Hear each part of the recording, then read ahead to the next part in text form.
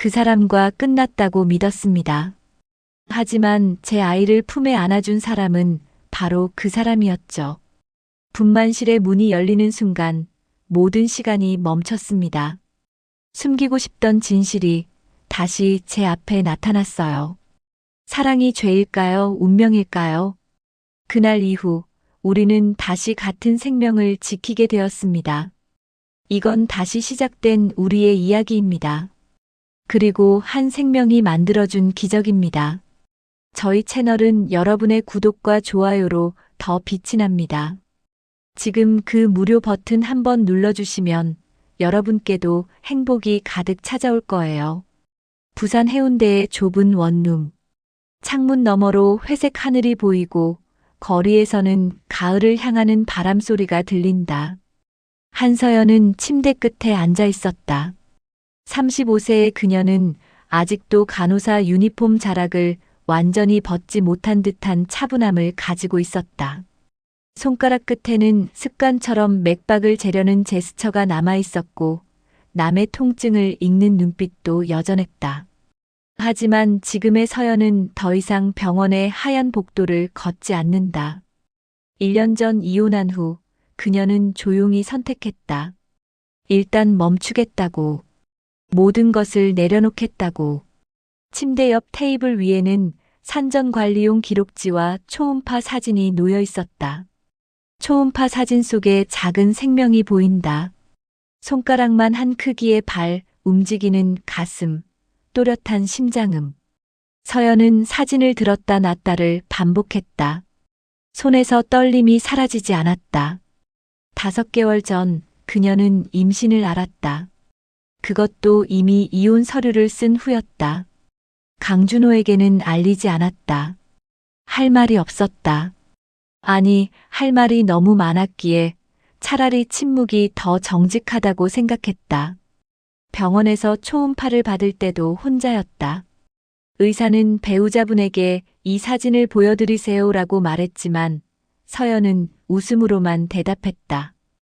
이 아이는 나 혼자 키울 거야. 서연이 중얼거린 말이 방 안의 고요함을 깨뜨렸다.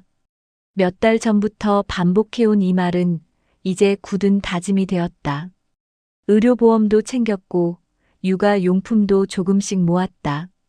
간호사 경력이 있으니 아기 돌보는 것도 충분히 해낼 수 있을 거라 생각했다. 아니, 그렇게 생각하기로 결정했다. 혼자이지만 절대 약하지 않다고 마음먹었다. 준호와의 결혼 생활은 그저 실수였다. 사랑이 없었던 것은 아니지만 있을 수 없었던 사랑이었다. 그는 산부인과 전문의였고 그녀는 간호사였다.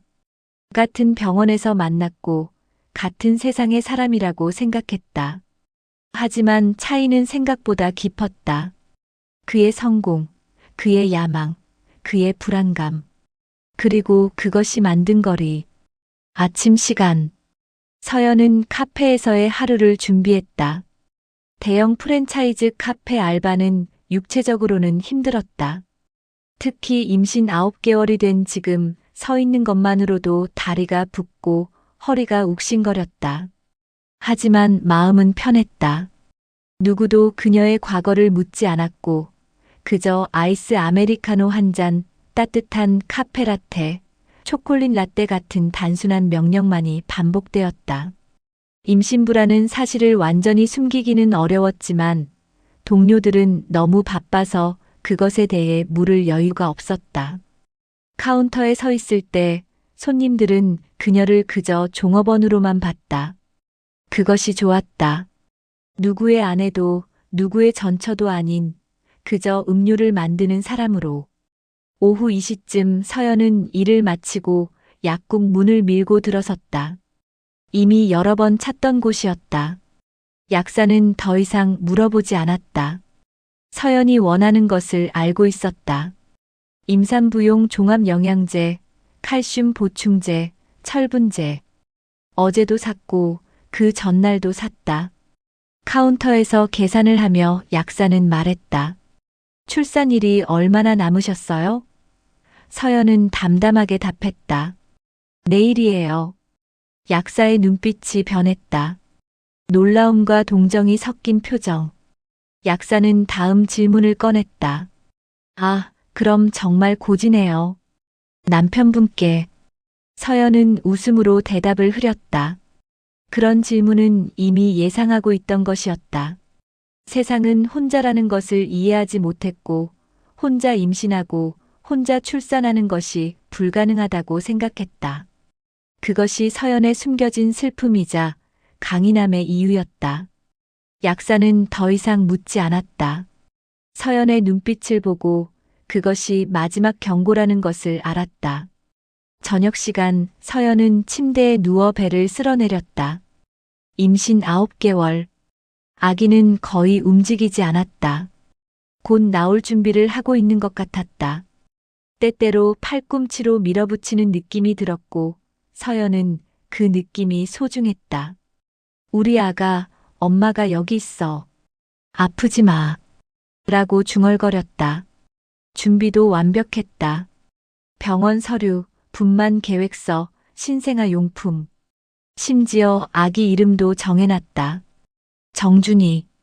정은 정직하다는 뜻이고 준은 그냥 좋아하는 이름이었다. 절대 누구를 닮기 위한 것이 아니라고 자신에게 거짓말했다. 밤이 깊어가면서 창밖의 바람이 조금씩 강해졌다. 가지가 흔들리는 소리, 창틀을 두드리는 소리가 더 커졌다. 날씨 앱을 켜본 서연의 얼굴이 창백해졌다. 태풍 경보. 빨간 글씨로 크게 쓰여 있었다. 태풍 강도 강화 중. 출산 예정일 하루 전 태풍이 부산을 향해 다가오고 있습니다.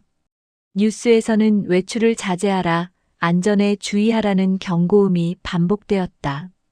서연은 침대에 누워 천천히 눈을 감았다. 배 아래에서 시작된 묵직한 통증. 가볍고 불규칙한 리듬.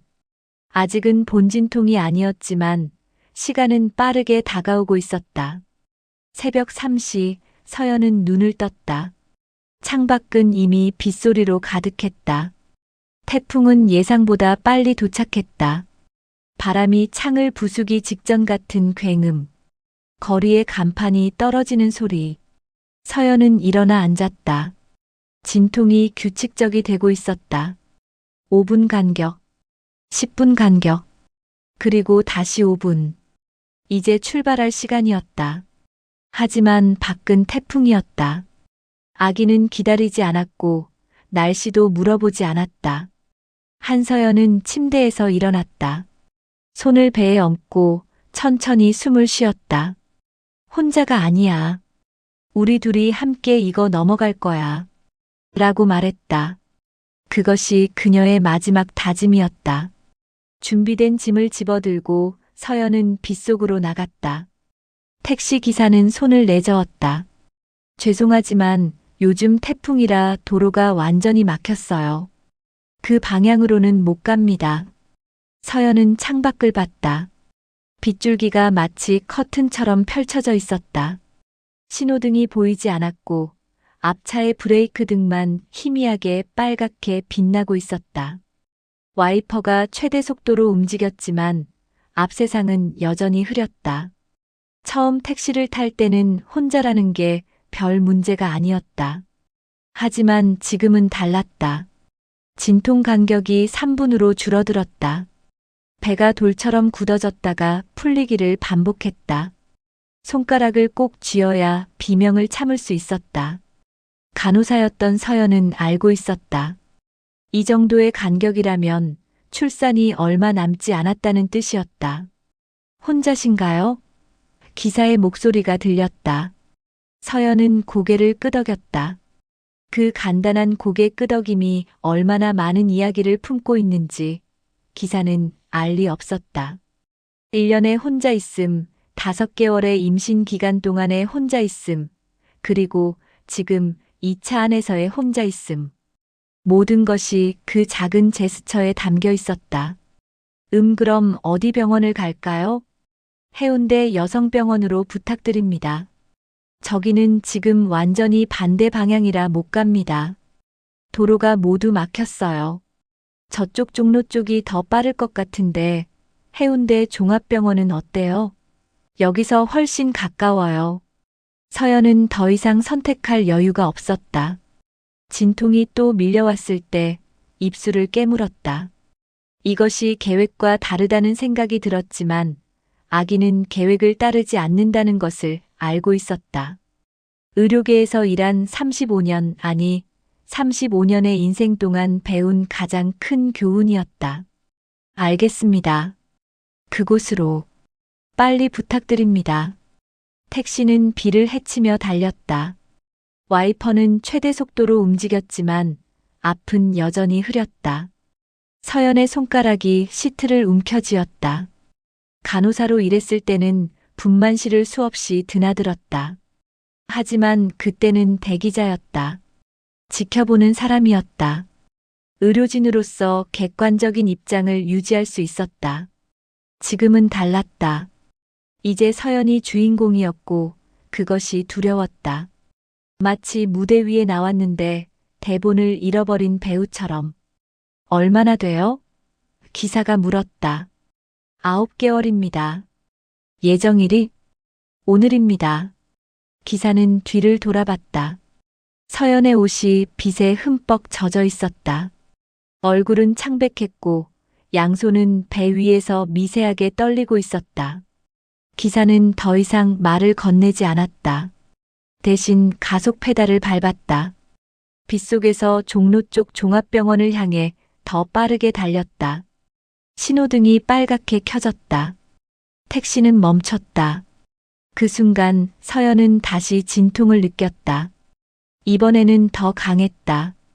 아기가 더 내려오고 있었다. 서연은 숨을 깊게 쉬었다. 간호사로서의 그 모든 지식이 무너져 내렸다.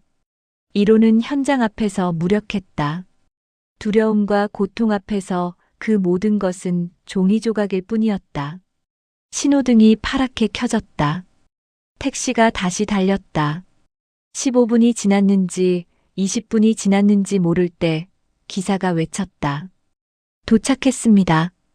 붉은 십자 마크가 서연의 눈에 들어왔다. 종합병원. 익숙하지 않은 병원이지만 그곳은 분명 병원이었다. 서연은 택시에서 내렸다. 비는 여전히 퍼붓고 있었다. 우산을 쓸 여유도 없었다. 짐 하나를 들고 서연은 응급실 입구로 달렸다. 물에 젖은 옷이 몸에 들러붙었다. 머리에서 물이 흘렀고 신발에서 물이 나왔다. 하지만 이 모든 불편함이 중요하지 않았다. 아기가 나올 준비를 하고 있었다. 산모 입원이신가요? 응급실 접수대의 간호사가 물었다. 어린 간호사였다. 아마 20대 중반쯤 될 것 같았다. 서연은 고개를 끄덕였으며 허락도 없이 안으로 들어가려 했다. 하지만 간호사가 다시 불렀다. 아, 잠깐만요. 진료 기록과 보호자 정보를 써야 해요. 보호자분은 없으세요? 순간 세상이 멈춘 듯 했다. 보호자. 그 단어가 서연의 가슴을 철철 내려앉혔다. 병원 서류에도 보호자 없음이라고 쓰인 칸이 있었다. 하지만 지금 이 물음은 달랐다. 이것은 현실이었다. 응급실의 밝은 불빛 아래서 낯선 간호사가 묻는 이 질문이 서연의 모든 것을 폭로했다. 1년의 준비, 5개월의 기도, 모든 강인함이 한순간에 무너져 내렸다. 없어요. 서연의 목소리가 작았다. 거의 속삭임에 가까웠다. 그냥 저 혼자예요. 간호사는 펜을 멈췄다. 그 짧은 침묵 속에 첫 마디의 말이 담겨 있었다. 안타까움, 걱정, 판단. 서연은 그 모든 것을 느꼈다. 이것이 사회가 자신을 보는 방식이었다. 혼자인 산모, 보호자 없는 임산부, 불완전한 가족. 그리고 서연은 그것에 맞서야 했다. 알겠습니다. 그럼 분만실로 바로 가실까요? 빠르신 것 같은데요. 분만실로 향하는 복도. 형광등이 천장을 따라 이어져 있었다. 서연은 간호사의 손을 잡고 걸었다. 그 손은 낯선 손이었다. 하지만 지금은 그것으로 충분했다. 누군가의 손이 필요했고 그 손이 있었다. 그것만으로 서연은 앞으로 나아갈 수 있었다. 분만실 입구. 간호사가 의료진에게 외쳤다. 응급 산모입니다. 진통이 상당히 진행된 상태입니다. 분만실 문이 열렸다. 밝은 조명, 의료기구의 소리, 여러 의료진의 움직임. 서연은 침대에 누웠다. 모니터에 심장 박동음이 울렸다. 규칙적인 비프음. 아기의 심장음이었다. 살아있다. 우리 아기가 살아있다. 서연은 그 소리에만 집중했다. 의사가 들어왔다. 하얀 가운에 검은 마스크를 한 의사. 그 의사는 곧바로 서연의 상태를 점검했다. 횡태 검사, 심박 검사, 모니터 확인. 의사의 손이 서연의 배 위에 닿았다. 그 손의 온기가 전해져 왔다. 익숙한 온기. 아니다. 그럴 리가 없다. 산모님, 진통이 이미 상당히 진행된 상태입니다. 아기는 제 시간에 나올 것으로 보입니다. 힘을 내세요. 의사의 목소리가 들렸다. 그 순간 서연은 움직였다. 익숙한 이목구비. 마스크 속의 눈빛. 그것은 강준호였다. 절대 잊을 수 없는 그 목소리. 1년을 지나도 1000번의 밤을 지나도 절대 잊을 수 없는 그 손의 온기. 진통이 또 밀려왔다. 서연은 강준호의 눈을 봤다. 마스크 속에서 그의 눈도 움직였다. 그는 알았다. 이 산모가 누구인지. 하지만 그 순간 의료기구의 경보음이 울렸다. 산모 상태 급격히 악화됩니다. 산소 포화도 떨어지고 있습니다. 강준호는 즉시 다른 의료진에게 지시했다. 산부인과 전문의로서의 그는 그 순간 자신 앞에 누워있는 산모를 구해야 했다. 그 산모가 누구인지는 지금 중요하지 않았다. 분만실의 조명은 눈부셨다. 서연이 침대에 누워 천정을 바라봤을 때 형광등이 자신의 눈동자에 비쳤다. 의료기구의 소리가 사방에서 울렸다. 심박 모니터의 규칙적인 비프음, 산소호흡기의 흐음, 의료진의 발걸음 소리. 모든 것이 하나의 교향곡처럼 들렸다. 하지만 서연에게는 그것이 협주곡이 아닌 장송곡처럼 들렸다. 진통이 또 밀려왔다. 서연은 침대의 손잡이를 꽉 잡았다. 손가락이 하얀 금속을 누렸다. 힘이 점점 빠져나갔다.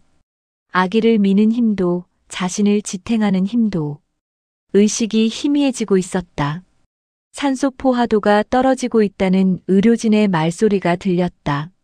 마치 물에 빠진 사람이 수심 깊은 곳으로 내려가는 것처럼 서연은 점점 어두운 곳으로 빨려 들어가고 있었다. 산소 공급 증가시켜요. 지금 포화도가 88입니다. 누군가의 목소리였다. 하지만 서연은 그 목소리가 누구의 것인지 분명히 알 수 없었다. 의식이 흐릿해졌기 때문이었다. 하지만 그 목소리 속에는 뭔가가 있었다. 결단력, 책임감, 그리고 어떤 감정이 섞여 있는 것 같았다. 서연. 누군가 속삭이듯 말했다. 서연인지 서연이 아닌 누군가를 부르는 건지 불명확했다. 하지만 서연은 그 목소리를 알았다. 1년을 지났고 얼굴을 본 지도 오래됐지만 그 목소리는 절대 잊을 수 없었다. 강준호였다. 의식 속에서 서연은 눈을 떴다. 천정의 조명이 흔들렸다. 아니다. 조명이 흔들리는 게 아니라 자신의 눈이 떨리고 있었다. 그리고 그 위에 얼굴이 보였다. 마스크 속의 눈. 검은 눈동자. 자신을 보고 있는 눈.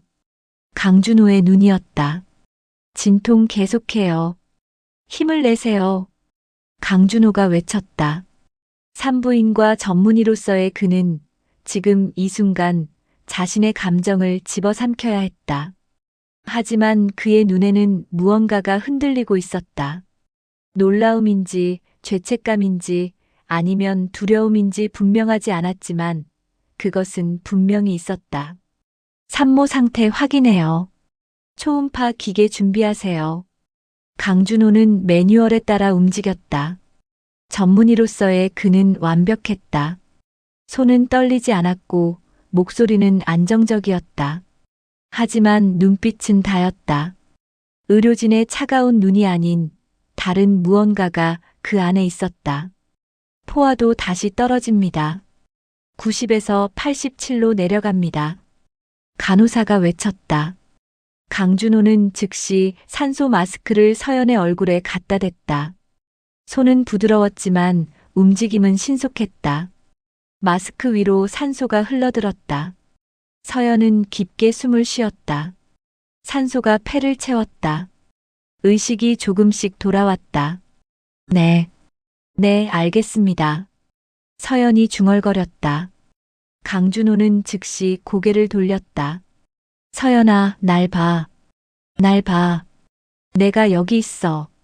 아기도 잘 있어. 지금 포기하지 말고 계속 힘을 내. 그의 목소리는 의료진의 목소리가 아니었다. 그것은 누군가의 남편이 아내를 부르는 목소리였다. 하지만 서연은 그것을 거부했다. 의식이 또 흐려졌다. 현실과 환상이 뒤섞였다.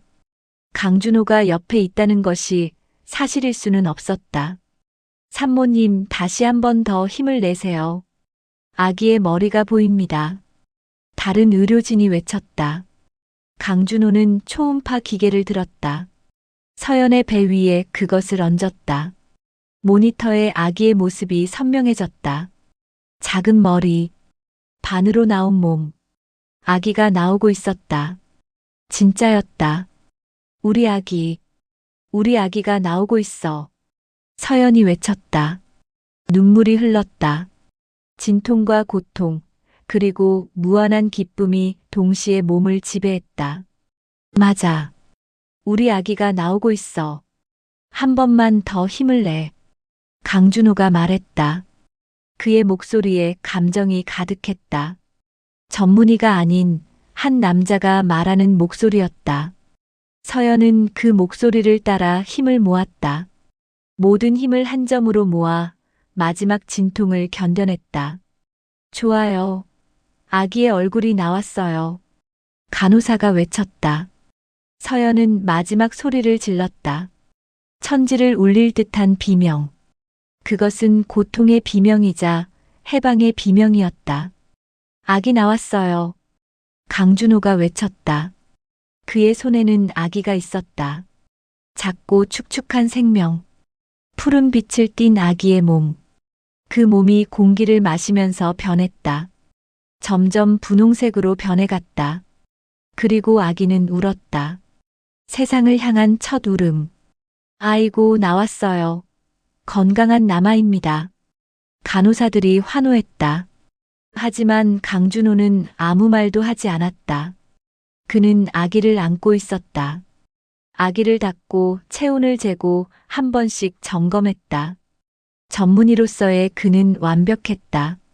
하지만 눈에는 눈물이 있었다. 서연은 침대에 누워 방금 낳은 아기를 봤다. 그리고 그 아기를 안고 있는 강준호를 봤다. 현실인지 꿈인지 분명하지 않았다. 하지만 지금 이 순간은 분명히 존재하고 있었다. 강준호는 아기를 어머니의 가슴에 안겨줬다. 우리 아기가 나왔어. 서연이 울음 섞인 목소리로 말했다. 아기는 여전히 울었다. 모자를 쓴 작은 머리, 감긴 눈, 그리고 입을 벌린 모습. 모든 것이 새로웠다. 축하합니다, 산모님. 강준호가 의료진의 일원으로 돌아왔다. 전문의로서의 톤으로. 하지만 그의 눈은 서연을 보고 있었다. 그리고 그 눈 속에는 1년의 시간이 응축되어 있었다. 건강한 남아예요. 3450g, 51cm입니다. 모든 지표가 정상입니다. 강준호는 기록지를 작성했다. 전문의로서 해야 할 모든 것을 했다. 하지만 그의 손은 미세하게 떨리고 있었다. 그 떨림을 누구도 눈치채지 못했다. 오직 강준호 자신만 알 수 있었다. 그리고 마지막으로 한 번 그는 서연을 바라봤다. 서연도 그를 보고 있었다. 눈이 마주쳤다. 그 순간이 영원처럼 느껴졌다. 확인사항이 있으시면 나중에 말씀해 주세요. 지금은 산모님과 아기분이 충분히 휴식을 취하시는 것이 중요합니다. 강준호가 분만실을 나가며 말했다. 문이 닫혔다. 서연은 자신의 아기를 안고 있었다. 현실이었다. 모든 것이 현실이었다. 산후조리실의 불이 희미했다. 밤 11시를 넘긴 시간이었다. 서연은 침대에 누워 있었다. 몸은 지친 상태였지만 정신은 깨어 있었다. 옆에는 투명한 아기 침대가 있었고 그 안에는 조그만 생명이 깊은 잠에 빠져 있었다. 작고 붉은 얼굴, 쭈그러린 주먹, 코끝에 코딱지, 모든 것이 완벽했다. 그리고 모든 것이 문제였다. 서연은 아기의 얼굴을 들여다봤다. 눈 모양, 콧대, 입술의 곡선. 누구를 닮았을까? 자신의 어머니일까?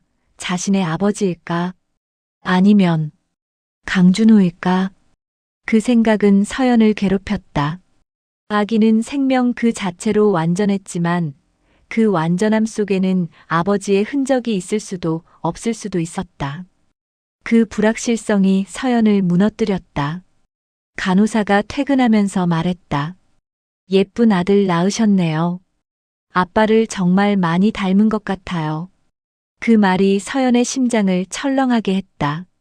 아빠, 없는 아빠를 어떻게 닮을 수가 있을까? 밤새 울었다. 출산 후의 호르몬 변화 때문일 수도 있었고, 진짜 슬픔 때문일 수도 있었다. 아마도 둘 다였을 것이다. 하지만 그것보다 더 큰 것이 있었다. 바로 죄책감. 강준호를 마주쳤을 때 느낀 죄책감이었다. 분만실에서 아기를 낳을 때 그의 손이 자신을 잡았다. 그의 목소리가 자신을 격려했다. 그리고 그 모든 것이 자신의 거짓이 폭로되지 않기를 바라는 간절한 기도였다. 시계가 새벽 3시를 가리킬 때쯤 발자국 소리가 들렸다. 조용한 발자국. 누군가 신발을 벗고 걸어오는 소리였다. 서연은 눈을 떴다. 이미 정신은 깨어 있었다. 분명 밤샤핑 간호사의 시간대였다. 환자 방문이 가능한 시간이 아니었다. 하지만 문이 천천히 열렸다. 마스크를 쓴 남자가 들어왔다. 하얀 가운은 벗었지만 의료인의 느낌은 그대로였다. 그리고 그 얼굴은 서연이 1년을 지나오면서 생각하지 않으려고 애써왔던 얼굴이었다. 강준호였다. 강준호. 서연이 속삭였다. 강준호는 손가락을 입에 갖다 댔다. 침묵을 의미하는 제스처였다. 그는 아기 침대 옆으로 천천히 걸어갔다. 마치 무언가 깨질까봐 두려워하는 사람처럼 아기를 들여다봤다. 오랜 시간을 아무 말도 하지 않고 들여다봤다. 가는 손가락으로 아기의 뺨을 만지려 했다가 멈췄다. 만지면 안 될 것 같은 느낌 때문이었다. 그 침묵은 무거웠다. 무겁고 질식할 것 같은 무게였다. 이 아이, 내 아이지? 강준호의 목소리가 들렸다. 낮고 차분한 목소리였지만 그 안에는 수많은 감정이 흘러다니고 있었다. 두려움, 희망, 그리고 절망. 서연은 눈을 피했다. 천장을 봤다. 벽을 봤다. 어디든지 강준호가 아닌 곳을 봤다. 하지만 침묵은 답이었다. 당신하고는 상관없어요. 그 말이 나왔을 때 서연도 자신도 놀랐다. 목소리가 차갑고 단호했다. 감정이 있으되 거부의 감정이었다. 그 목소리 속에는 1년의 모든 것이 담겨 있었다. 1년의 기다림, 1년의 기도, 그리고 1년의 포기. 강준호는 움직이지 않았다. 여전히 아기를 들여다봤다. 마치 아기의 얼굴에서 뭔가 읽으려는 듯. 하지만 그의 어깨가 흔들렸다. 그것을 본 서연의 마음이 철렁했다. 하지만 서연은 말을 멈춰야 했다. 한번 시작된 거절은 완전해야 했다. 불완전한 거절은 나중에 더 큰 상처가 될 테니까. 1년 전에 이미 끝났어요. 우리는 끝난 사람들이고 이 아이는 제 아이예요. 서연의 목소리가 떨렸다. 하지만 그녀는 눈을 깜빡이지 않으려고 노력했다. 눈물이 눈가에 맺혔다. 하지만 흘러내리지 않게 했다. 강준호가 돌아섰다. 그의 눈이 서연을 바라봤다. 그 눈빛에는 상처가 있었다. 깊고 오래된 상처. 마치 1년 동안 계속 피를 흘려온 상처처럼. 그리고 그 눈빛 속에는 뭔가가 더 있었다. 죄책감. 강렬한 죄책감. 서연, 왜 알리지 않았어? 왜 나한테 말하지 않았어? 그의 목소리가 떨렸다. 의료인의 침착함은 사라지고 한 남자의 절망만 남아 있었다. 그리고 그것은 매우 위험했다. 절망한 남자는 어떤 말이든 할 수 있기 때문이었다. 말하면 뭐가 달라졌을까요? 서연이 물었다. 이제 그녀도 눈물을 흘리고 있었다. 하지만 목소리는 여전히 단호했다. 그것이 거짓이었다. 그녀는 단호하지 않았다. 매우 약했다. 하지만 약해 보이면 안 됐다. 당신은 저를 떠났어요. 떠난 사람이 돌아와서 갑자기 뭘 하겠다고요? 이미 정해진 건데 떠난 게 아니라. 강준호가 말을 시작했지만 서연이 끊었다. 뭐가 중요해요? 떠났든 밀어냈든 결과는 같아요. 당신 없이 살아가고 있다는 거. 그리고 이 아이도 그렇게 살 거라고. 그 말은 거짓이었다. 서연은 이미 마음 한구석에서 강준호를 기다리고 있었다. 언젠가 돌아올 거라고. 언젠가 자신을 찾을 거라고. 하지만 그렇게 되면 안 됐다. 강준호는 한 번 떠난 사람이었다. 그리고 떠난 사람은 다시 돌아올 수 없었다. 돌아오면 더 큰 상처만 준다고 서연은 알고 있었다. 강준호는 침대 옆에 앉았다. 의자를 당겨서. 서연은 그의 행동에 놀랐다. 이것은 의료인의 방문이 아니었다. 이것은 더 이상 참을 수 없는 누군가의 방문이었다. 그 말이 사실이야? 정말로? 강준호가 물었다. 그의 목소리는 거의 속삭임이었다. 내가 나한테 아무것도 얘기하지 않은 게 미안해서 그 모든 시간 동안 미안했어. 매일 밤 생각했어. 너가 어디서 뭐 하는지, 너는 잘 있는지, 그리고 혹시 그의 목소리가 점점 작아졌다. 혹시 내가 너한테 너무 못해줬나 싶고. 근데 이렇게 만나다니. 하필 여기서 우리 아이를. 우리. 서연의 목소리가 찬바람처럼 들렸다. 더 이상 우리가 아니에요. 당신과 나는 1년 전에 끝났어요. 강준호는 고개를 들었다. 그리고 처음으로 서연의 눈을 직접 마주쳤다. 내가 너한테 정말 나쁜 짓을 했어. 그의 목소리가 부서져 내렸다. 난 너를 사랑했어. 지금도 사랑해. 근데 미안해. 정말로 미안해. 내가 견딜 수 없어서 떠났어. 내가 약해서. 내가 약했어. 이 말이 나온 순간 서연은 알았다. 그 말이 거짓이라는 것을. 강준호는 약한 남자가 아니었다. 그는 너무 강했다. 너무 완벽했다. 그래서 자신을 떠났던 것이다. 자신은 그 완벽함을 견딜 수 없는 평범한 여자였고, 그는 자신보다 더 나은 사람을 원했을 거라고 서연은 생각했다. 미안한 건 누가 한 건지도 모르면서 미안하다고 하지 마세요. 서연이 차갑게 말했다. 당신은 제 아이의 아버지가 될 자격이 없어요. 이 말이 나온 순간 강준호의 얼굴이 완전히 망가졌다. 마치 모든 것이 산산조각 나는 것 같은 표정. 그리고 그것을 본 서연도 함께 무너져 내렸다. 아기가 울음을 터뜨렸다. 작은 울음. 신생아의 울음.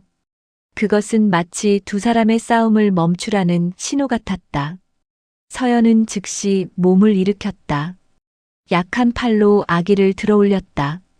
강준호는 도움을 주려고 일어섰지만 서연의 눈빛이 그를 멈추게 했다. 밖으로 나가주세요. 서연이 단호하게 말했다. 이건 당신의 세계가 아니에요. 강준호는 침대 옆에 서 있었다. 움직이지 않았다. 그의 눈은 아기를 보고 있었다. 그리고 다시 서연을 봤다. 마지막으로 그는 조용히 말했다. 내가 그때 너를 떠난 게 아니라 너를 살리기 위해 그래다면 내 병이, 내가 치료 못할 병이. 나가세요. 서연이 외쳤다. 강준호는 더 이상 말하지 않았다. 문을 열고 나갔다. 조용한 발자국, 신발을 신으며 나가는 소리, 그리고 완전한 침묵. 서연은 아기를 가슴에 안았다. 아기는 울음을 멈추고 어머니의 심장 박동을 들었다. 규칙적인 박동. 같은 피를 가진 두 생명. 하지만 서연은 알고 있었다. 이것이 끝이 아니라는 것을. 그리고 강준호의 마지막 말은 무엇을 의미하는 건지도. 퇴원 서류에 사인을 마친 서연은 아기를 안고 병원을 나왔다. 3일이라는 짧은 시간이었지만 마치 다른 세계에 다녀온 것 같은 기분이었다. 태풍은 지나갔고 해운대의 하늘은 맑아져 있었다. 하지만 서연의 마음은 여전히 흐렸다. 강준호의 마지막 말이 계속 떴다. 내 병이, 내가 치료 못할 병이. 그 말을 왜 끝까지 듣지 않았을까?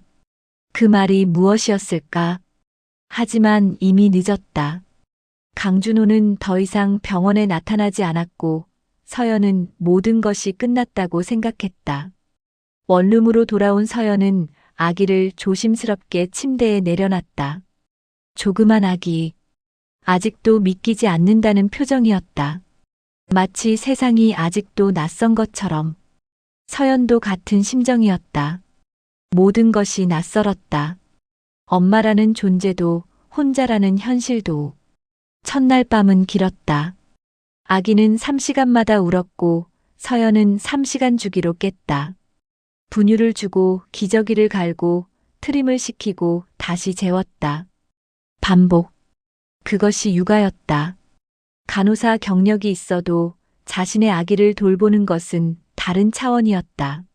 매번 아기가 울 때마다 서연의 심장은 미친 듯이 뛰었다.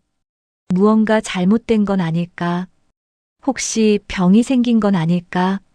둘째 날 오후, 서연은 아기가 자는 동안 자신도 함께 잤다. 그것이 실수였다. 2시간 넘게 깊은 잠에 빠져 있다가 깨어났을 때 뭔가 이상했다. 아기의 숨소리가 다였다. 규칙적이지 않았다. 끙, 끙, 끙. 마치 숨을 헐떡거리는 것 같은 소리. 서연은 벌떡 일어났다. 아기의 얼굴을 봤다. 입이 살짝 벌려 있었고 콧구멍이 움직이고 있었다. 피부색도 평소보다 창백했다. 아니, 조금 푸른빛이 돌고 있었다. 아기, 아기. 서연이 아기의 이름을 불렀다. 정준아. 하지만 아기는 깨어나지 않았다. 눈도 뜨지 않고 움직이지도 않았다. 다만 그 끙거리는 숨소리만 계속되었다. 간호사의 경험이 있어서 서연은 알았다. 이것은 정상이 아니었다. 신생아 호흡곤란. 아기의 폐가 제대로 작동하지 않고 있다는 신호였다. 손가락이 떨렸다. 핸드폰을 들었다. 119, 무엇이 급하세요? 제 아기가 숨을 못 쉬고 있어요. 빨리. 주소를 말씀해 주세요. 정확히 어디신가요? 손가락이 너무 떨려서 전화를 제대로 들 수 없었다. 주소를 3번이나 말했다. 앰뷸런스는 10분 후에 도착했다. 그 10분은 서연에게 지옥이었다. 아기를 들었다 놨다를 반복했고 아기의 숨을 세었다. 끙, 끙, 끙. 계산해보니 분당 80회. 정상의 2배였다. 정준아, 정준아, 엄마가 여기 있어. 괜찮아. 병원 가자. 빨리. 서연이 계속 중얼거렸다. 그것은 아기를 위한 기도였으면서 동시에 자신을 위한 기도였다. 앰뷸런스가 도착했을 때 서연은 이미 아기를 안고 현관에 서 있었다.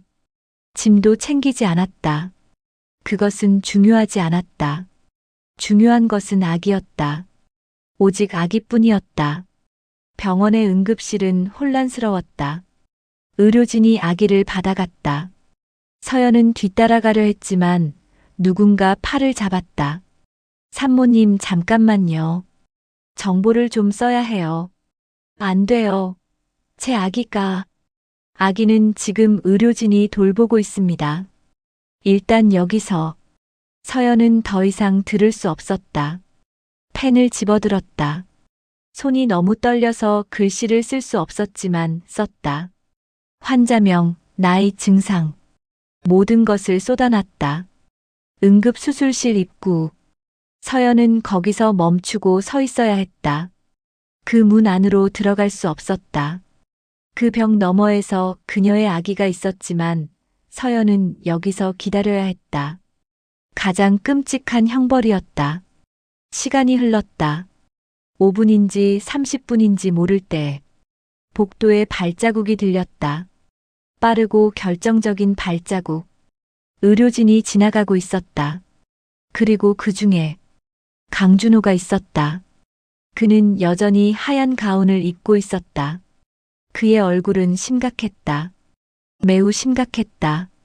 그는 응급수술실로 들어가려 했다. 그의 눈이 순간 서연을 포착했다. 복도에 서 있는 여자. 망연자실한 표정으로 그를 보고 있는 여자. 순간 그들의 눈이 마주쳤다. 강준호. 서연이 속삭였다. 그 말은 부르는 것이었으면서 동시에 절박한 기도였다. 강준호는 멈춤 없이 안으로 들어갔다. 하지만 그 짧은 순간 서연은 그의 눈빛을 봤다. 그것은 의료인의 눈빛이 아니었다. 그것은 아버지의 눈빛이었다. 문이 닫혔다. 서연은 문 앞에서 무너졌다. 벽에 등을 기대고 앉았다. 발걸음이 들렸지만 돌아보지 않았다. 병원의 다른 환자들과 보호자들이 지나갔지만 서연은 보이지 않았다. 그녀의 세상은 그 수술실 문으로 축소되어 있었다. 살려주세요. 살려주세요. 서연이 외쳤다. 처음에는 속삭임이었다. 하지만 점점 커졌다.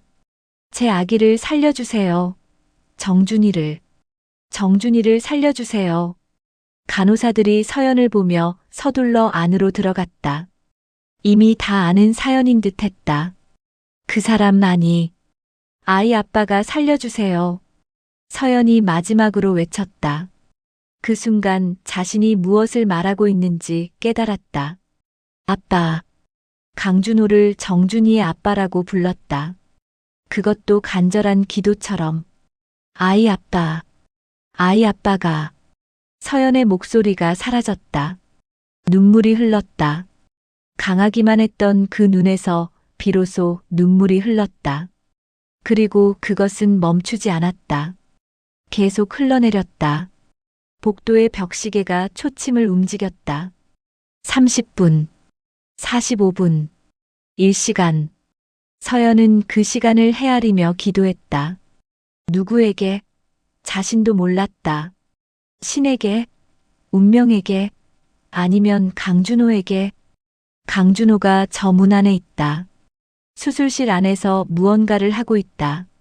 그리고 그것이 정준이의 목숨을 좌우할 것이다. 1년 동안 만나지 않은 그 남자. 떠난 남자. 미워했던 남자. 그 남자가 지금 자신의 아기를 구하고 있다. 서연은 비로소 이해했다. 강준호가 떠난 이유를, 그가 말했던 내 병이라는 말의 의미를, 그리고 왜 그녀에게 아기의 존재를 알리지 않았는지 그 이유를. 하지만 이제 너무 늦었다. 모든 것이 이 순간으로 축소되었다. 문 안의 강준호, 그리고 문 밖의 서연, 그리고 아기의 목숨. 이 시간 15분. 그것이 수술 시간이었다. 서연은 복도의 벽시계를 계속 봤다. 초침이 움직일 때마다 심장도 함께 움직였다. 어느 시점에서부터는 더 이상 기도도 눈물도 나오지 않았다. 그저 텅 빈 상태로 앉아만 있었다. 마치 영혼이 빠져나간 육체처럼. 한서연 보호자.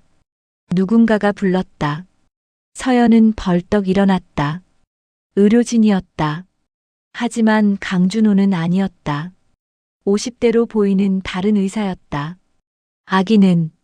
아기는 괜찮아요? 서연이 물었다. 목소리가 떨렸다.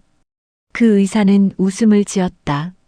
피곤한 표정이었지만 분명 긍정적인 웃음이었다.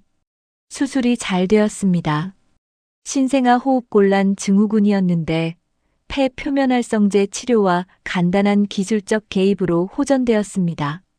아기는 지금 신생아 중환자실에 있고 안정적인 상태입니다. 다만 뭐죠? 뭐든 괜찮아요. 살아만 있으면 돼요. 다만 앞으로 며칠간 관찰이 필요합니다. 다행히 초기에 발견해서 대처했기 때문에 예후는 좋을 것으로 예상됩니다. 서연은 무릎이 꺾였다. 벽을 붙잡았다. 살아있다. 정준이가 살아있다는 것이 이제야 현실로 다가왔다. 아, 그리고 담당 의사가 따로 얘기할 게 있다고 합니다. 잠깐만요. 의사가 돌아갔다. 그리고 몇 분 후 마스크를 벗은 강준호가 나타났다. 그의 얼굴은 피로했다. 수술로 인한 육체적 피로가 아니라 다른 종류의 피로였다. 감정적 피로, 영혼의 피로. 강준호. 서연이 불렀다. 강준호는 서연을 봤다. 그의 눈에는 눈물이 있었다. 정준이가 살았어. 우리 아이가 살았어. 그의 목소리는 작았지만 절망적인 기쁨이 느껴졌다. 우리 아이. 그는 또다시 그렇게 말했다. 수술실에 있을 때 봤어. 아기의 심장이 얼마나 약하게 뛰고 있는지, 폐가 얼마나 열심히 움직이려고 했는지. 그리고 강준호가 말을 멈췄다. 그의 어깨가 흔들렸다. 그리고 생각했어. 내 손으로 이 아이를 살려야 한다고. 어떤 일이 있어도 너 때문에 살려야 한다고. 강준호 뭐하는? 아니, 나 때문이 아니다. 우리 아이 때문이다. 강준호가 앞으로 한 걸음 나아갔다. 서연아, 미안해. 정말 미안해.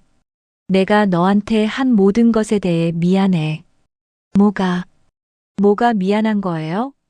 서연이 물었다. 하지만 이미 그녀는 알고 있었다. 무언가가 있다는 것을. 강준호의 얼굴에서, 그의 목소리에서. 내가 너를 떠난 건 너 때문이 아니야. 나 때문이야. 강준호는 복도의 벤치에 앉았다. 서연도 앉았다. 그들 사이에는 한 뼘의 거리가 있었다. 하지만 1년의 시간만큼 멀었다. 내가 작년에 암 검사를 받았어. 대장암 초기 진단을 받았어. 서연의 눈이 커졌다. 암. 그 단어는 모든 것을 바꿔놓았다. 초기였지만 위험한 곳에 있던 상태였어. 근데 너한테 말할 수 없었어. 왜냐하면 아이를 만들 계획이 있었거든. 너는 간절했어. 엄마가 되고 싶어 하는 너의 모습이 너무 예뻤어. 근데 내가 암이라면 아이를 만들 수 없었어. 치료 과정에서 정자의 질이 떨어질 수 있고, 암이 유전될 수도 있고, 내가 죽을 수도 있고. 그럼 너는 어떻게 돼? 아이는 혼자가 되는 거 아니야? 강준호의 목소리가 떨렸다. 그래서 어쩔 수 없어서 너를 위한다고. 너는 나 없이도 살 수 있으니까. 나 없이도 행복할 수 있으니까. 하지만 아이는 없으면 안 되니까.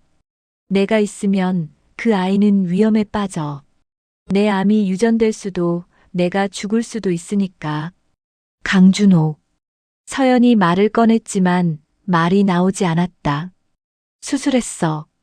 성공했고 재발 가능성은 거의 없다고 했어. 근데 이미 늦었더라고. 너는 이미 떠났고 내가 생각했던 시간보다 훨씬 오래 시간이 지나갔어. 그리고 강준호는 서연을 봤다. 그리고 넌 혼자가 아니었어. 우리한테 아이가 있어. 그 순간 서연은 무너졌다. 팔로 얼굴을 덮고 울음을 터뜨렸다. 오열. 한 번 터져나온 울음은 멈추지 않았다. 모든 것이 흘러나왔다. 1년의 외로움, 5개월의 기도, 출산의 고통, 그리고 지금의 두려움과 안도감이 모두 함께. 미안해. 미안해. 서연이 반복했다. 하지만 그녀가 뭐가 미안했는지는 자신도 알 수 없었다. 아기를 알리지 않은 거? 강준호를 밀어낸 거? 아니면 처음부터 만난 거? 강준호는 서연을 안았다. 병원 복도의 형광등 아래서 의료인으로서의 자존심도 남편으로서의 프라이드도 다 내려놓고 그저 한 남자로서 여자를 안았다. 내가 모든 걸 다 망쳤어. 정말 미안해. 근데 지금 우리 아이가 살아있어. 그게 다야. 그게 남은 거야. 강준호가 서연의 머리를 감싸 안으며 말했다. 우리가 다시 할 수 있을까? 서연이 울음을 흘리며 물었다. 다시 뭘? 다시 가족처럼. 강준호는 대답하지 않았다. 대신 서연의 얼굴을 들어 올렸다. 그리고 그녀의 이마에 입을 맞췄다. 그것은 기도 같은 키스였다. 미안함과 사랑이 섞인 키스. 정준이가 엄마를 기다리고 있어. 신생아 중환자실에서 우리 함께 가자. 강준호가 손을 내밀었다. 서연은 그 손을 잡았다. 1년 만에 손을 잡았다. 그 손은 여전히 따뜻했다. 그리고 여전히 의료인의 손이었다. 하지만 이제는 의료인이 아닌 한 아버지의 손이었다. 복도를 따라 걸으며 서연은 생각했다. 강준호는 자신을 떠나지 않았다. 자신을 구하기 위해 떠난 것이었다. 그리고 그 모든 시간 동안 자신을 생각했을 것이다. 마찬가지로 서연도 강준호를 미워하려고 했지만 실은 기다리고 있었다. 신생아 중환자실의 유리창. 그 안에서 작은 정준이가 기계 속에서 숨을 쉬고 있었다. 모니터에서는 규칙적인 심박음이 울렸다. 살아있다는 신호. 우리 아들이 살았어. 우리 아들이. 서연이 유리창에 손을 댔다. 그 옆에 강준호의 손이 닿았다. 두 손이 나란히. 그래. 우리 아들이 살았어. 그리고 우린. 강준호가 말을 멈췄다. 그리고 우린? 서연이 물었다. 그리고 우린 이제 함께 살아갈 거야. 모두 함께. 그 말이 나온 순간 신생아 중환자실 안의 아기가 울음을 터뜨렸다. 작지만 가장 강한 울음. 생명의 울음. 그리고 그 울음 속에는 회복의 신호가 있었다. 신생아 중환자실은 24시간 모니터링의 세계였다. 정준이는 산소호흡기에 연결되어 있었고 팔에는 수액줄이 꽂혀 있었다. 작은 가슴이 규칙적으로 오르내렸다. 살아있다는 증거. 하지만 모든 신호가 긍정적인 것은 아니었다. 서연은 매일 아침 신생아 중환자실 앞에서 잠을 깼다. 병원 의자에 누워. 강준호는 퇴근 후 항상 그곳에 나타났다. 의료인이 아닌 아버지로서. 두 사람은 말이 많지 않았다. 할 말도 많았지만 아기 앞에서는 말보다 침묵이 더 큰 의미를 가졌다. 5일째 오후였다. 담당 의사는 서연과 강준호를 따로 불렀다. 상담실. 그곳은 좋은 소식을 나누는 곳이 아니었다. 정준이의 폐는 많이 호전되었습니다만 심장에 문제가 발생했습니다. 담당 소아과 의사가 X선 사진을 보여주었다. 하얀 이미지 위에 심장 모양이 보였다. 정상보다 크게 보였다. 마치 무언가를 버티고 있는 듯한 형태. 신생아 때 나타날 수 있는 동맥관 개존증입니다. 태생기에 폐쇄되어야 할 동맥관이 완전히 닫히지 않은 상태입니다. 일반적으로는 약물 치료로 호전되지만 정준이의 경우 상당히 진행된 상태라서 수술이 필요하다는 말이군요. 강준호가 의사의 말을 끝냈다. 그의 목소리는 침착했지만 손가락이 떨리고 있었다. 의료인으로서의 경험이 그의 얼굴 색깔을 순간에 바꿔놨다. 회색으로. 그렇습니다. 약물 치료만으로는 부족할 것으로 예상됩니다. 심장 수술이 필요합니다. 가능하면 내일이 좋을 것 같습니다. 상담실을 나온 후 강준호와 서연은 병원 복도의 한 모서리에서 섰다. 아무도 다니지 않는 곳, 인적이 드문 곳. 강준호는 벽에 손을 갖다 댔다. 마치 버티고 있는 것처럼. 강준호, 우리 정준이가. 서연이 말을 시작했지만 다시 말을 잃었다. 괜찮아. 정준이는 살아남을 거야. 강준호가 말했다. 하지만 그의 눈빛은 흔들리고 있었다. 아버지로서의 두려움이 의료인으로서의 침착함을 뚫고 나오고 있었다. 나도 알아. 신생아 심장 수술의 위험도를. 그는 의료인이었다. 모든 통계, 모든 위험 요소, 모든 합병증을 알고 있었다. 그래서 더 무서웠다. 이론을 현실이 뚫을 때의 두려움. 자신의 아이가 그 통계 속의 숫자가 될 수도 있다는 두려움. 하지만 우리는 선택의 여지가 없어.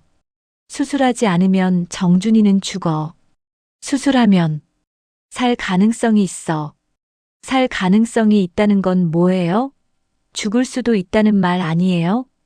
서연의 목소리가 높아졌다.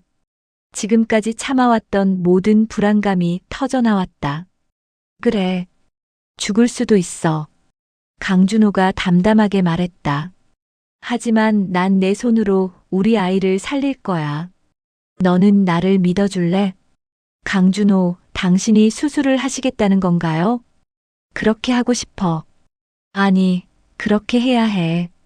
강준호가 서연의 눈을 봤다. 내가 소아심장 외과 전문의야. 우리 아이 심장을 손으로 만져본 의사가 이 세상에 누가 더 있겠어? 이런 경우 충돌이 있을 수 있고 감정적 개입이 위험할 수도 있지만 내가 수술하는 것이 정준이에게 가장 좋은 선택이 될 거야. 그런데 혹시 문제가 생길 수도 있지 않을까? 서연이 다시 물었다.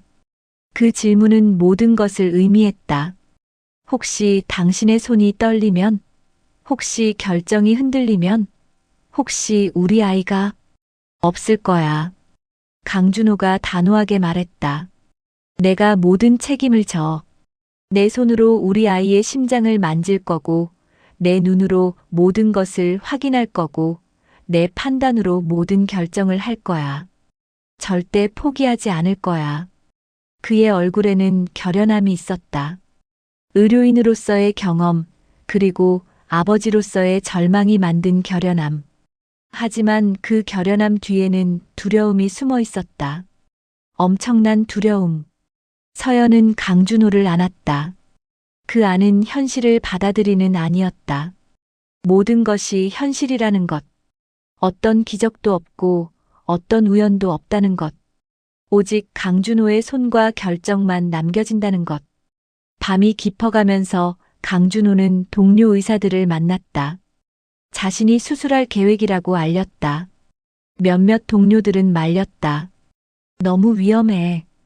개인적인 감정이 개입되면 판단이 흐려질 수 있어. 다른 전문의한테 맡겨. 아니야. 내가 할 거야. 강준호가 대답했다. 내 손이 흔들릴 수 있고 내 판단이 흐려질 수 있다는 걸 알아. 하지만 내 아이야. 내가 최선을 다하지 못하면 누가 할 수 있겠어? 의료진은 강준호의 결정을 존중했다. 다만 준비만 철저히 하기로 했다. 모든 기계를 점검했고, 모든 약물을 준비했고, 모든 응급 상황에 대비했다. 밤 11시 강준호는 신생아 중환자실 앞에서 정준이를 봤다. 호흡기에 연결된 작은 몸, 산소를 마시고 있는 작은 가슴. 자기 아들이 내일 이 호흡기를 벗을지 아니면 영원히 벗지 못할지 모른다는 생각이 들었다. 정준아, 아빠가 너를 살릴 거야. 강준호가 유리창에 손을 댔다. 내 손이 흔들릴 수도 있지만 절대 아빠가 너를 포기하지 않을 거야. 아빠가 약속해. 절대로.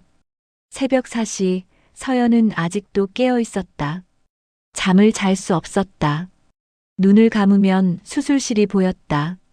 강준호의 손이 정준이의 심장을 만지는 모습. 그 손이 떨리는 모습. 그 손이 실수하는 모습. 정준아, 살아줘. 제발 살아줘. 서연이 중얼거렸다. 새벽 5시 30분 강준호는 수술실에 들어가기 전에 서연을 봤다. 복도의 의자에 앉아 있는 여자. 피곤하지만 눈을 감지 못하는 여자. 자신의 아들을 낳은 여자. 자신의 인생을 바꿔놓은 여자. 서연아. 강준호가 불렀다. 서연은 고개를 들었다. 우리 아이를 믿어줄래? 그리고 내 손을 믿어줄래? 서연은 고개를 끄덕였다. 말이 나오지 않았다. 모든 것이 눈물로 표현되었다. 그럼 가만히 기도해 줄래? 정준이 이름을 부르면서. 그게 가장 좋은 도움이야. 강준호가 손을 내밀었다. 서연은 그 손을 꽉 잡았다. 믿어요, 준호 씨. 그래, 고마워. 수술실 문이 열렸다. 강준호는 서연의 손을 놓았다. 마지막으로 한 번 아내의 눈을 봤다. 그리고 들어갔다. 문이 닫혔다. 그 문 안으로 모든 것이 들어갔다. 정준이의 생명, 강준호의 손, 그리고 두 사람의 모든 미래. 서연은 수술실 앞에 복도에서 혼자 남겨졌다. 의자에 앉아 손을 모으고 아기의 이름을 반복했다. 한 번, 한 번, 또 한 번. 시계가 가리키는 시간은 새벽 6시 45분. 수술이 시작되었다. 시간이 흘렀다. 10분, 30분, 1시간. 서연은 벽시계를 계속 봤다. 초침이 움직일 때마다 심장도 함께 뛰었다. 복도의 의자는 점점 불편해졌지만 서연은 움직이지 않았다. 여기서 떠나는 것은 아기를 버리는 것 같은 기분이 들었다. 간호사들이 지나갔다. 아무도 소식을 알려주지 않았다.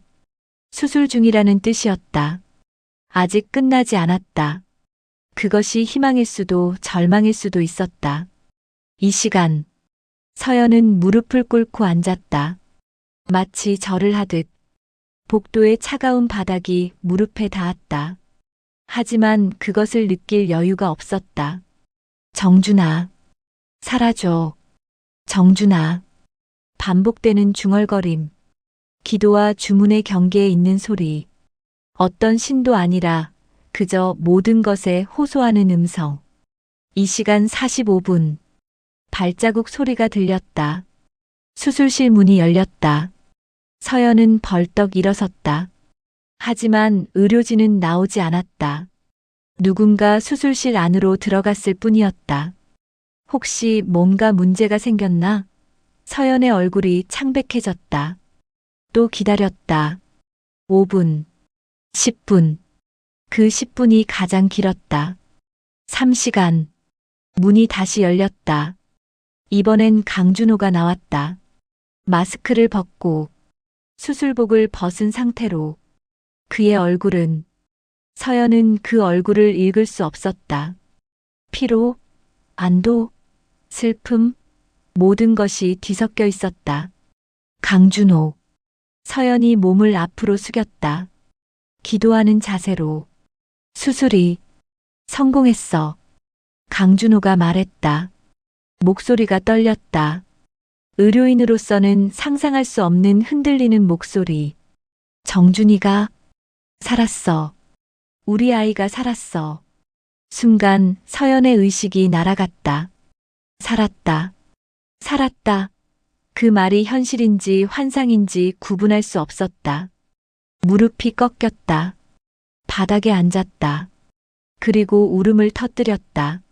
절대적인 해방의 울음. 기쁨의 울음. 감사의 울음. 정준이가, 우리 정준이가 살았어?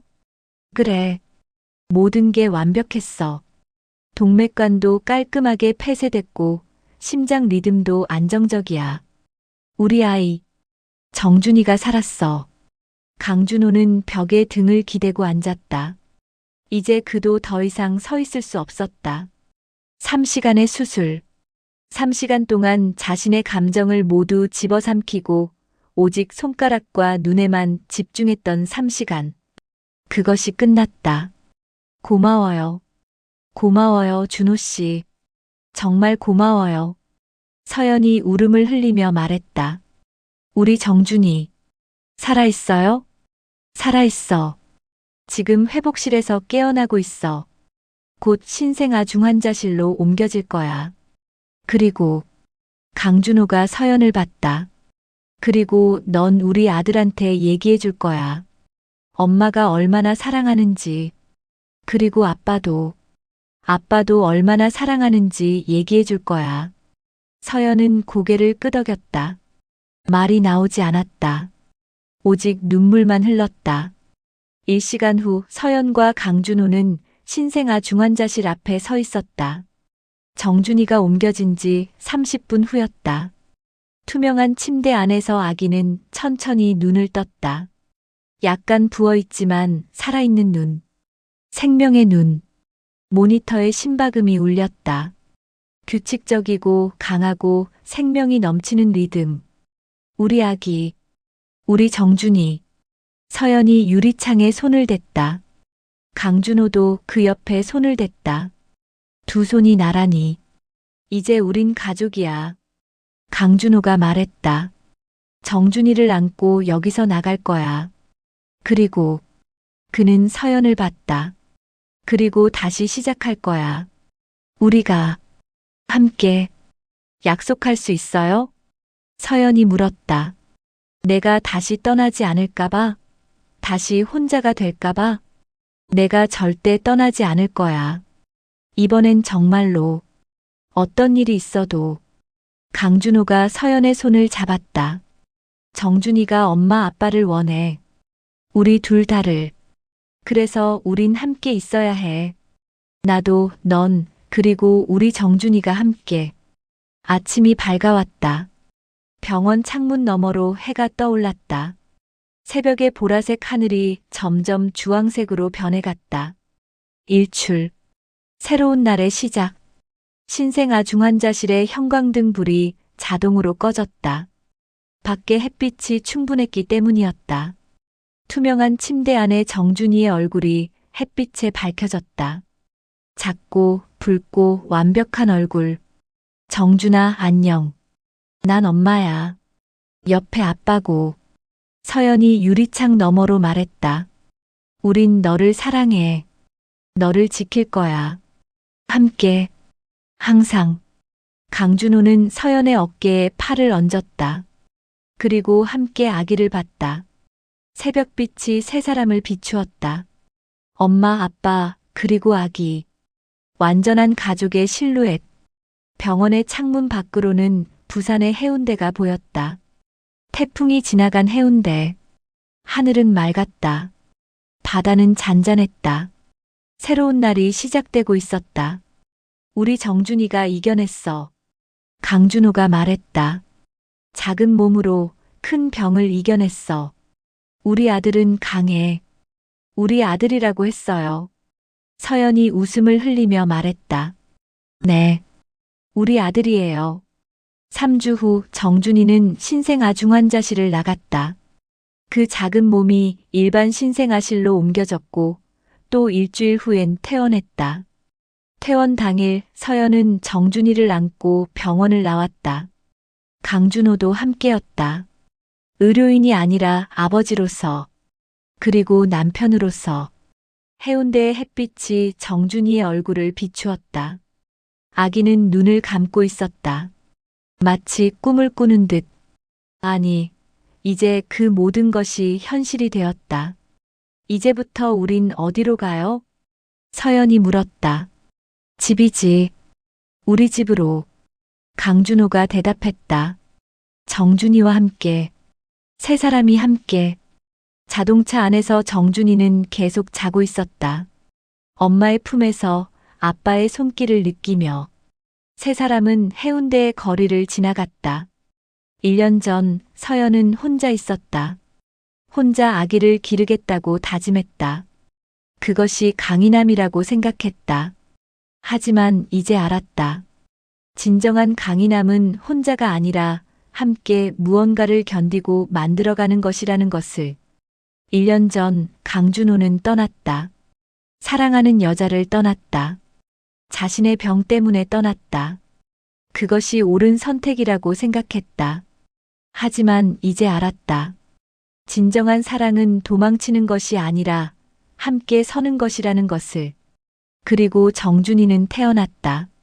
태풍 속에서, 혼자인 엄마와 돌아온 아빠 사이에서, 어떤 계획도 없이, 어떤 준비도 충분하지 않은 상태에서 태어났다.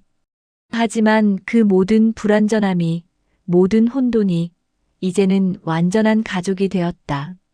자동차는 계속 달렸다. 새로운 날이 시작되는 아침 햇빛 속에서 세 사람은 각자의 자리에서 함께 앞으로 나아갔다. 그것이 회복이었다. 복수가 아닌 회복, 분노가 아닌 용서, 거절이 아닌 포용. 새벽은 지나갔고 아침이 왔다. 그리고 더 이상 돌아올 수 없는 어제는 없었다. 오직 함께할 내일만 있었다. 오늘의 이야기가 당신 마음에 닿았다면 지금 바로 구독과 좋아요로 마음을 전해주세요.